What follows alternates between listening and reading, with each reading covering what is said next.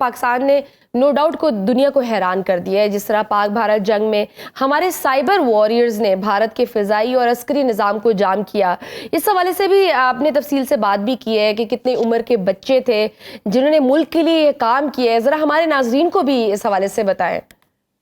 जी देखें, आजकल की जो मॉडर्न वॉर्स हैं उनमें साइबर वॉर्स जो हैं वो बहुत इंपॉर्टेंट रोल प्ले करती हैं, और हमने बिल्कुल इंडिया को आप ये कह सकते हैं कि साइबर रेल्म के अंदर ब्लाइंड किया है। हम्म। और जाहिर है वो जिस तरीके से वो इंडियंस को पता है कि उनके साथ क्या हुई है, और कि किस तरीके से उनके रडार सिस्टम से लेकर उनके टेलीविजन चैनल्स तक क्या चीज़ ऐसी है जो हमने छोड़ी हो।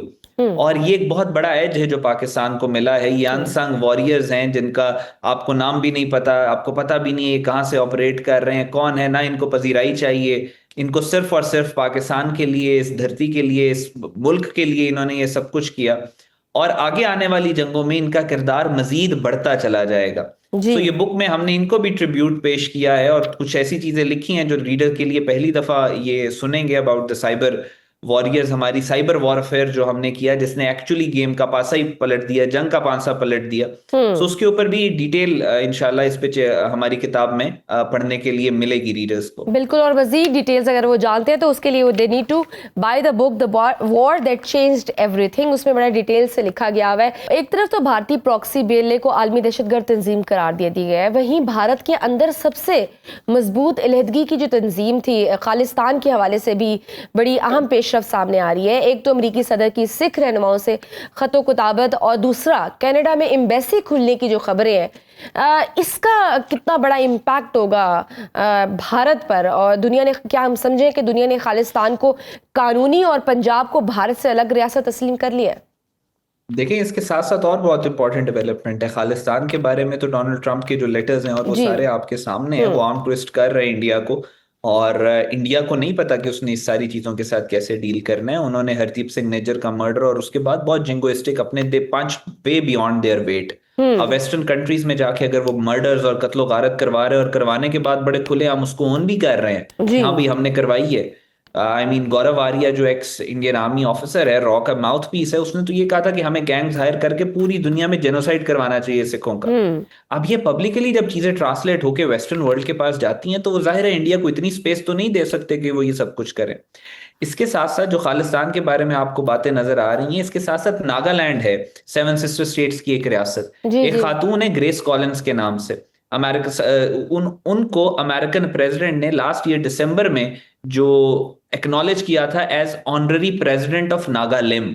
हम्म। अब ये एक्चुअली उन्होंने एक्सेप्ट कर लिया कि ये नागालैंड की ऑनररी कि वो अलग, प्रेसिडेंट है। बिल्कुल अलग नागालैंड जो रियासत। है वो इंडिया से अलग हाँ। होकर रियासत बनना चाह रही है। So from north to south, from east to west, India की जितनी फ्रीडम मूवमेंट्स हैं, अब इनको पूरी दुनिया के अंदर ब्रीदिंग स्पेस भी मिलेगी, और इनको पजीराई भी हम्म। मिलेगी, रिकग्निशन भी मिलेगी। और ये इंडिया की स्टेट का जो state terrorism with in India कर रहे हैं, ये और मजीद एक्सपोज भी होता चला जाएगा।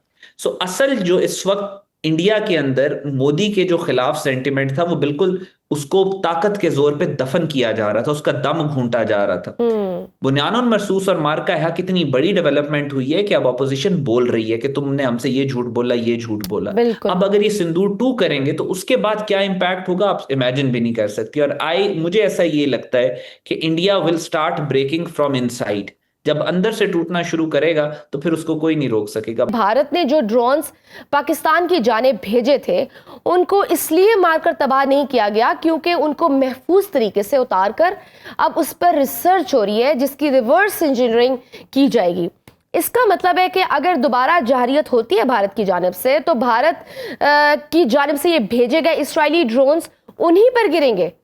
जी देखें, आमतौर पे एक स्टैंडर्ड फिनोमेना है पूरी दुनिया में कि आपके जब इस तरह से एक्सचेंज होती है, फायर किया वेपन्स इस तरीके से, उन्होंने ड्रोन्स भेजे या बाकी सारी चीजें, तो जो टेक्नोलॉजी होती है उसमें जो ड्रोन हैं, स्पेशली रशिया यूक्रेन में ये बहुत ज्यादा हुआ।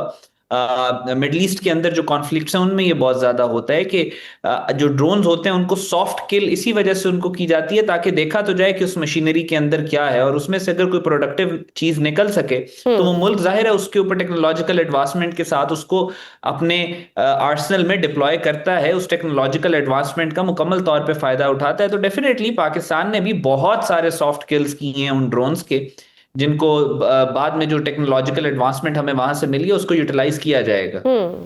बिल्कुल सही। और आपने अपनी किताब में जो बड़ी अहम बात लिखी है वो कराची के हवाले से है। पहलगाम के फॉल्स फ्लैग के बाद कराची को थ्रेट था, जिस पर पाकिस्तान ने भारत को वाज़ेह किया था कि कराची हमारी रेड लाइन है। कराची के हवाले से हमने देखा है कि कई अरसे से भारत को एक फोबिया है, उसकी क्या वजह है? देखिए, कराची हमेशा से, आप अगर इंडिया की, जो उन्होंने बिलियंस ऑफ डॉलर्स की इन्वेस्टमेंट की है पिछले 3 सालों में, जो उन्होंने पागलों की तरह दुनिया का सबसे बड़ा असलहे का इंपोर्टर इंडिया बन गया है, पूरी दुनिया से असलहा खरीदा पिछले 3-4 साल में स्पेसिफिकली, उसमें सबसे ज्यादा उसने जो अपनी वेपन एनहांसमेंट की है या असलहा उसने जिस आर्सनल को इंक्रीज किया वो नेवल आर्सनल है।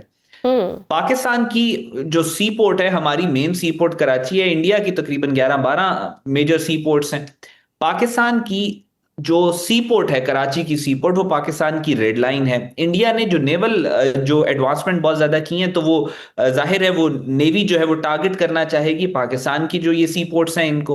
अब हुआ ये था कि थ्रू आउट बनियान मरसूस इनकी हद्दुल वसा कोशिश थी। आपने देखा आईएनएस विक्रांत वाली जो इन्होंने हरकत की, निकालते थे फिर पीछे ले जाते थे, निकालते थे फिर पीछे ले जाते थे, और फिर इवेंचुअली उसके जो कमांडर है उसका कोर्ट मार्शल इन्होंने अब आजकल कर दिया।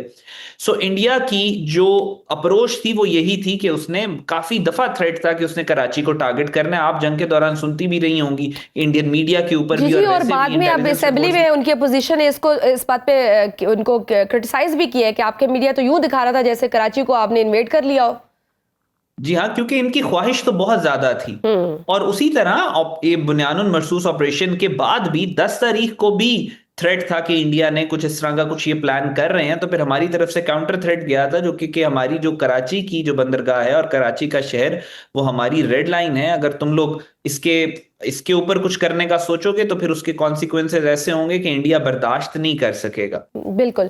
और अहमद, हिंदुत्व माइंडसेट और मोदी का आरएसएस का नजरिया आगे बढ़ाना, जो कि अखंड भारत की बात करता है, बल्कि उससे भी 2 कदम आगे जाकर ये कहता है कि हिंदुओं के अलावा किसी को इस सरजमीन पर रहने का हक ही नहीं है। इसको आपने अपनी किताब में बड़ा तफसील से बताया है और उसको आपने पहलगाम फॉल्स फ्लैग से भी जोड़ा है। इसके हकाइक क्या है, जरा इस पर भी बताइए। जी देखें, पूरी दुनिया में जो मार्का हक और बुनियानुल मरसूस है, पूरी दुनिया के लोग उसको पढ़ना चाहते हैं, देखना चाहते हैं, जो जंग कैसे लड़ी गई, बिहाइंड द सीन्स क्या हुआ, उन 10 से 20 दिनों के अंदर क्या क्या फैसले लिए गए, डिफरेंस कहाँ पे आया, कहाँ पे कौन सी ऐसी मोमेंट थी जो गेम चेंजिंग थी। एवरीबडी वांट्स टू नो कि इसकी बैकग्राउंड क्या है। बिल्कुल।